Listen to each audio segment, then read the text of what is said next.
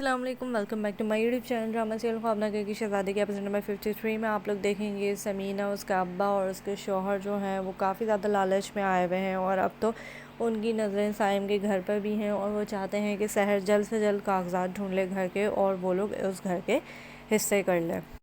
اس کے علاوہ سحر کا مائنڈ بھی ڈائیورٹ ہو چکا ہے، کہاں وہ صائم کی محبت کے دم بھرتی تھی، لیکن اب وہ کہتی ہے کہ صائم کے موڈ کا تو کچھ پتہ ہی نہیں ہوتا، ہر وقت ان کے دماغ میں دل میں تو ان کا بیٹا اور پہلی بیوی میرا ہی رہتی ہے، میری تو کہیں جگہ ہی نہیں ہے،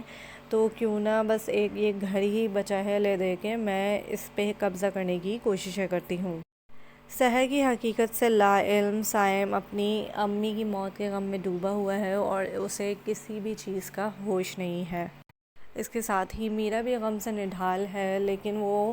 ایک سیڑھیوں کے نیچے ایک گملہ رکھا ہوا ہوتا ہے، وہ اس کے پاس جا کے کھڑی ہوتی ہے تو وہاں پہ اس کو اپنی ساس کا ایک کڑا نظر آ جاتا ہے، اور وہ اس کو اٹھا کے جو ہے فوراً سحر کے پاس جاتی ہے، کیونکہ اسے شک ہو جاتا ہے کہ امی گری نہیں ہیں بلکہ ان کو دھکا دیا گیا ہے، اور یہی حقیقت ہے کہ صائم کی امی کو یعنی میرا کی ساس کو دھکا دیا ہے سحر نے،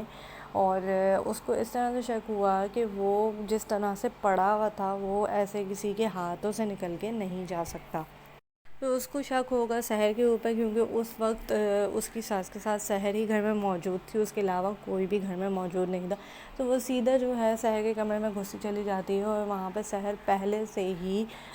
باقی جو دو کڑے تھے ان کو لے کے بیٹھی ہوئی ہوتی ہے، اور میرا کو دیکھ کے فوراً وہ چھپانے کی کوشش کرتی ہے،